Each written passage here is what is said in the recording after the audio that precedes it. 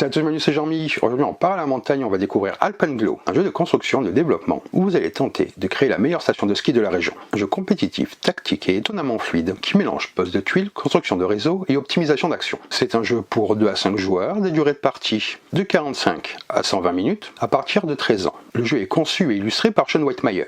Le jeu est édité par Waterworks Games. Dans ce jeu, Alpenglow ouvre enfin sa montagne aux skieurs, et c'est à vous de bâtir le domaine skiable. L'objectif, construire des télésièges, attribuer des pistes, développer le village adjacent pour attirer les skieurs, puis ouvrir votre domaine pour faire tourner vos remontées mécaniques. Cela vous permettra de générer de l'argent mais aussi des points de victoire. Mais attention, après seulement 2 saisons, seul celui dont la station aura été la plus performante prendra la gestion de toute la montagne. Il faudra donc créer des synergies, optimiser chaque action et exploiter au mieux vos ressources. Alpenglow est un engine builder qui combine plusieurs mécaniques. De la pose de tuiles, des cartes, du développement de réseau et même un petit peu de développement collectif. La montagne est le lieu de la compétition directe, alors que le village est une zone où vos constructions bénéficient également aux autres joueurs. Le jeu propose même des tuiles de départ variables pour une mise en place différente à chaque partie. À chaque saison, les joueurs récupèrent des skieurs, construisent des bâtiments, posent des pistes, améliorent leur station et surtout ouvrent leur domaine pour laisser les skieurs dévaler les pentes. Vous gagnerez de l'argent pour continuer à construire et des points de victoire pour vous rapprocher de la victoire finale. Un jeu accessible, varié, stratégique, qui combine très bien optimisation, construction ainsi que sensations thématiques. Si vous aimez les jeux de développement où chaque tour compte, Alpenglow pourrait clairement vous plaire. Allez, on choisit les skis et on va voir comment ça se passe. Et nous voilà avec le jeu. Donc là, ce que je vais faire, c'est que je vais expliquer les règles du jeu, que vous ayez une idée des tenants et des aboutissants. Je parlerai de comment se passe une première partie et en fin de vidéo, je donnerai mon avis. Avez-vous ce qu'il faut pour ouvrir la montagne d'Alpenglow aux skieurs et construire la meilleure station? Dans ce jeu, vous affrontez vos concurrents, tous manias des stations de ski, et vous luttez pour créer la meilleure zone de ski. Pour cela, vous devez découvrir des pistes, installer des télésièges sur la montagne et développer la ville adjacente afin d'attirer encore plus de skieurs. Ouvrez votre domaine skiable, mettez vos télésièges en marche et générez des revenus, que ce soit en argent ou en points de victoire. Mais attention, il y a un hic. Après 2 saisons, soit 10 tours au total, seul le mania ayant bâti le domaine skiable le plus prospère prendra le contrôle complet de la montagne. Le gagnant sera celui qui aura accumulé le plus de points de victoire obtenus grâce au bâtiment, aux télésièges, aux skieurs livrés et à l'accomplissement de vos cartes objectifs. Une partie d'Alpenglow se joue en 2 manches, appelées saisons. Au début de chaque saison, établissez votre itinéraire de bus, choisissez des arrêts dans les bâtiments où se trouvent les skieurs que vous souhaitez amener à votre pavillon. Il existe 4 types de skieurs correspondant aux 4 types de pistes de la montagne. Vous voyez, c'est dans ce superbe trace qui est fourni avec le jeu. Vert, débutant, bleu, modéré, noir, expert, orange, parc de terrain. Pendant chaque saison, les joueurs jouent tour à tour. À votre tour, vous pouvez récupérer des skieurs,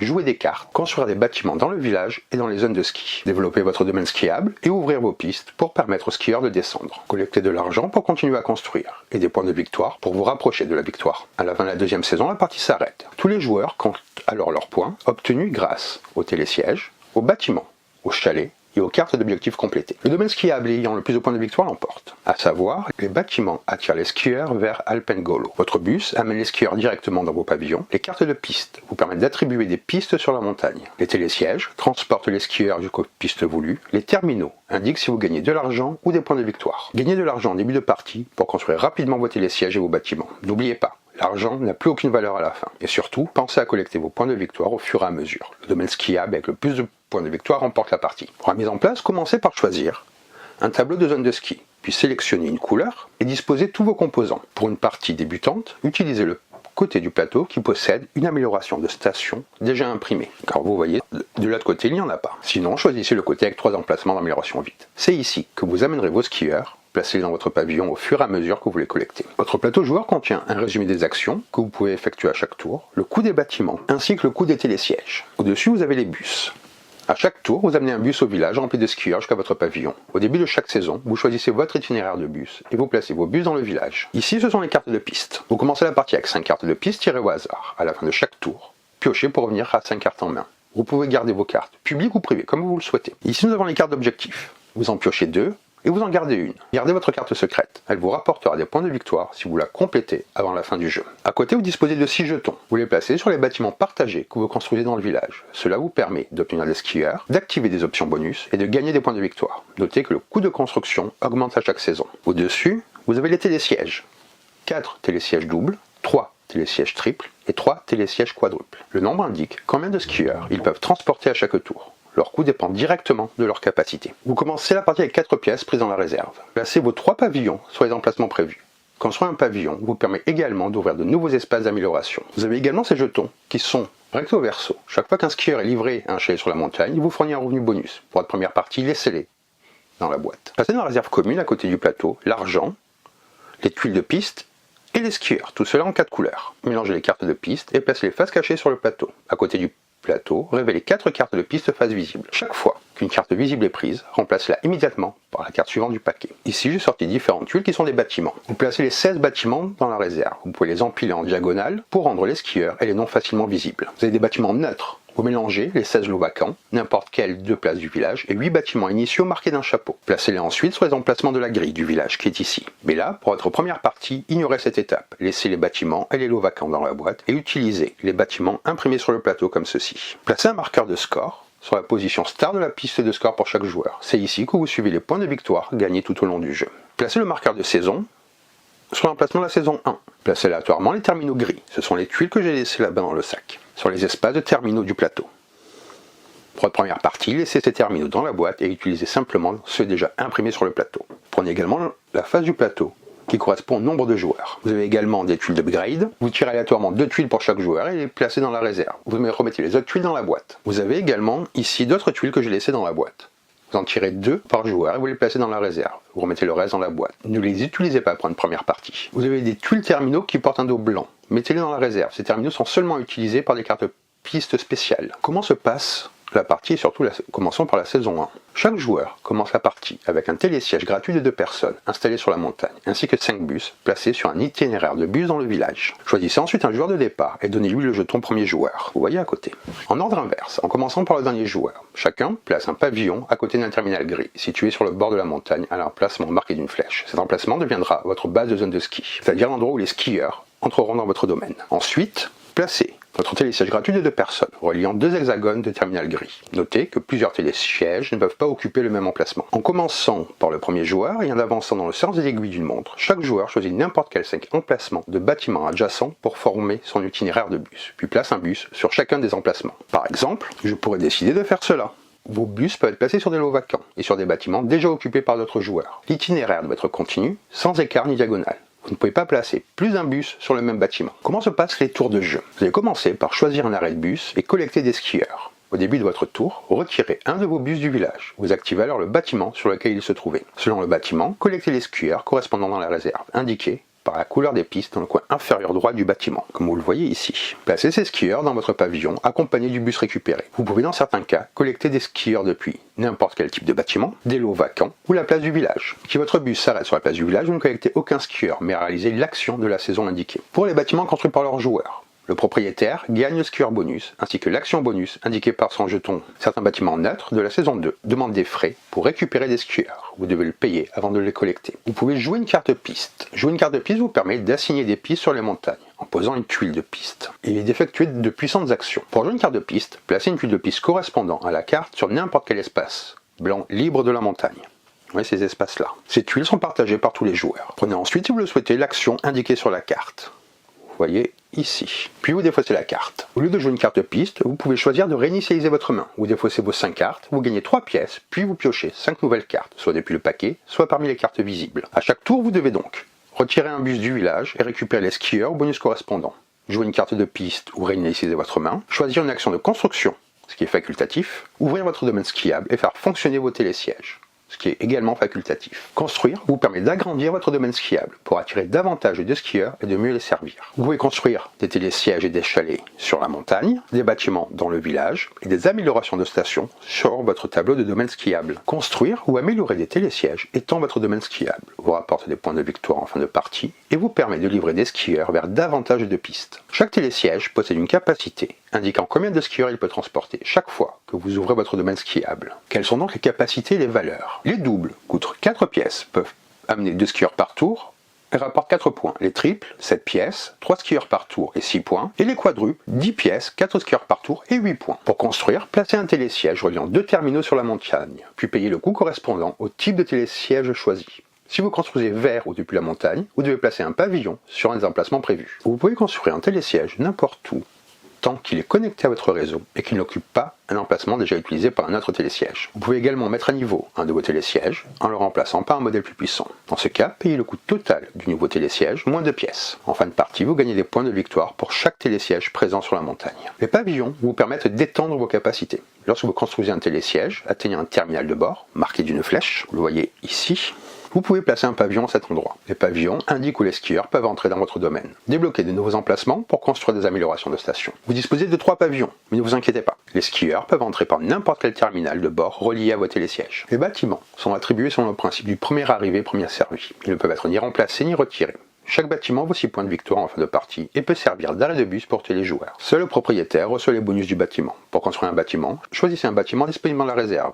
Placez-le sur un lot vacant, une case représentant uniquement une icône de skieur. Ajoutez l'un de vos jetons d'achat sur ce bâtiment. Si des bus se trouvaient sur ce lot vacant, déplacez-les simplement sur le nouveau bâtiment. Vous ne pouvez pas construire un bâtiment existant, vous ne pouvez pas construire sur la place du village. Les bâtiments coûtent 4 pièces en saison 1, 6 pièces en saison 2. Les chalets optimisent vos revenus sur la montagne.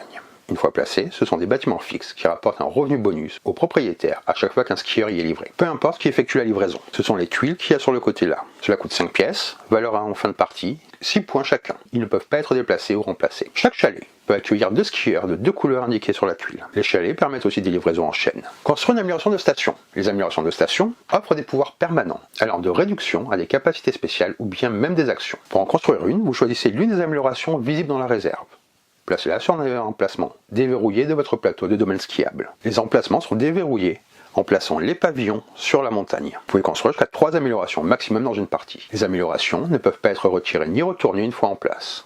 En saison 1, c'est 4 pièces, en saison 2, c'est 6 pièces. Elles ne remportent pas de points de victoire en fin de partie. Ouvrir votre domaine skiable est une étape essentielle de Alpenglow. C'est l'un des moyens les plus efficaces pour gagner de l'argent et des points de victoire. Lorsque vous ouvrez votre domaine skiable, vous prenez des skieurs présents dans votre pavillon et les amenez aux pistes qu'ils souhaitent atteindre grâce à vos télésièges. Puis vous collectez les revenus et enfin vous payez les coûts d'opération. Les skieurs peuvent accéder aux pistes de 3 manières. Directement depuis un pavillon, à travers des tuiles de pistes enchaînées de la même couleur, depuis un pavillon, via vos télésièges. Les 6 étapes pour ouvrir votre domaine de skiable sont les suivantes. Choisir les skieurs à livrer. Vous pouvez livrer les skieurs présents dans votre pavillon et les skieurs obtenus via des cartes actions de piste. Lorsqu'un skieur est livré, il retourne à la réserve. Les skieurs que vous ne pouvez pas ou que vous choisissez de ne pas livrer restent dans votre pavillon jusqu'à la fin de saison, puis ils retournent à la réserve. Ensuite, vous allez identifier les pistes que votre télésiège desservent. Vous pouvez livrer des skieurs aux pistes correspondant à leur couleur, assignés et adjacents aux terminaux auxquels vos télésièges sont connectés, ou adjacentes à un terminal de pavillon où vous avez un pavillon. Vous pouvez aussi livrer des skieurs à des pistes enchaînées en série de même couleur. Ensuite, vous vérifiez la capacité de votre télésiège, qui limite votre capacité de livraison. Chaque skieur utilise une place de télésiège pour chaque télésiège emprunté. Exemple, un télésiège double de capacité 2 ne peut transporter que 2 skieurs pour ouverture. Les skieurs livrés directement depuis un pavillon ne comptent pas dans la capacité. La capacité se réinitialise chaque fois que vous ouvrez votre domaine skiable. Vous pouvez livrer un skieur par piste, 2 skieurs sur une piste double, et selon les limites indiquées par certains terminaux. Les skieurs doivent être placés sur des pistes correspondant à leur couleur. Tout skieur non livrable reste dans le pavillon. Pour chaque skieur livré, collectez le revenu indiqué sur le terminal où le skieur est descendu du télésiège. Vous le voyez ici. Selon le terminal, vous gagnez de l'argent, des points de victoire ou d'autres actions. À la fin de la livraison, vous devez payer les frais d'opération, une pièce par télésiège présent dans votre réseau, même si certains télésièges n'ont pas été utilisés, et même si aucun skieur n'a emprunté vos remontées. Vous payez ces frais à la réserve. Et ensuite, à la fin du tour, après l'ouverture de votre domaine skiable, piochez des cartes jusqu'à de nouveau en avoir 5 cartes pistes en main, choisissez parmi les visibles ou la première de la pioche. Il faut toujours qu'il y en ait 4 de visibles. Puis retirez tous les skieurs de la montagne et renvoyez-les à la réserve. Une fois que chaque joueur a joué 5 tours et a retourné tous ses bus du village vers son plateau joueur, la saison 1 se termine. Ce que vous allez faire, c'est que vous allez défausser les 4 cartes visibles et en piocher 4 nouvelles. Vous faites tourner le jeton du premier joueur, vous avancez le marqueur de saison, vous retournez les bâtiments de départ côté saison 2. Si vous jouez avec des bâtiments imprimés, placez simplement ceux de la saison 2 aux emplacements indiqués. Chaque joueur doit ensuite rafraîchir sa main, c'est optionnel. Vous pouvez défausser jusqu'à 5 cartes, puis piocher pour en avoir 5 de nouveau en main. Choisir un nouvel itinéraire de bus, comme au début de la partie. Placez vos 5 bus dans le village sur les bâtiments adjacents. Ne placez pas de télésiège, uniquement les bus. Vous nettoyez ensuite votre pavillon. Tous les skieurs non livrés retournent à la réserve. Le nouveau premier joueur prend immédiatement son tour et la saison 2 se joue de la même manière que la première, jusqu'à ce que tous les bus soient de nouveau retirés du village. Le jeu se termine après 10 tours par joueur, lorsque le village ne contient plus aucun bus. Chaque joueur additionne alors ses points sur la piste de score pour les éléments suivants. Chaque fois que vous choisissez un revenu en point de victoire, vous avancez sur la piste de score. Cela est à faire pendant la partie lors de la livraison des skieurs. Le terminaux indique la valeur en points de victoire pour chaque livraison. Si vous choisissez de gagner l'argent, vous ne gagnez pas de points de victoire. Amélioration de stations et de chalets. Certains chalets et améliorations de stations donnent des points de victoire pendant la partie, mais les améliorations de station ne valent pas de points de victoire en fin de partie. Et à la fin, les télésièges, bâtiments, chalets et cartes d'objectifs. Chaque télésiège encore présent sur la montagne vaut le double de sa capacité. Double 4, triple 6, quadruple 8. Les télésièges retirés pendant la partie ne comptent pas. Chaque bâtiment et chaque chalet construit vaut 6 points de victoire. Les cartes d'objectifs, si vous remplissez les conditions, gagnez les points indiqués. En cas d'égalité sur un objectif basé sur un classement, personne ne marque. Le gagnant est le joueur avec le plus de points de victoire. En cas d'égalité, le joueur avec le plus d'argent l'emporte. Sinon, l'argent ne se convertit pas en points de victoire. Carte piste, ce sont ces cartes-là que vous voyez ici, sont l'un de vos outils les plus puissants pour prendre l'avantage dans Alpenglow. Elles vous permettent non seulement d'ajouter des pistes sur la montagne, mais aussi d'accéder à une large variété d'actions stratégiques. Certaines cartes possèdent des effets conditionnels qui dépendent de votre bâtiment actif, c'est-à-dire celui où votre bus est arrêté ce tour-ci. Vous n'êtes pas obligé de posséder ce bâtiment, il suffit que votre bus y ait été récupéré. Vous avez à la fin le livret de règles, chose qui est très bien fait. Ça vous rappelle toutes les icônes, les questions fréquemment posées, les terminaux, ainsi que les effets des différentes cartes. Vous avez également, pour ceux qui commencent le jeu, ces fiches-là qui vous indiquent comment jouer vos premiers tours. C'est vraiment très bien fait, c'est très didactique. Vous voyez. C'est un jeu que j'ai vraiment apprécié. Il y a aussi des aides de jeu qui sont là, qui vous rappellent tout.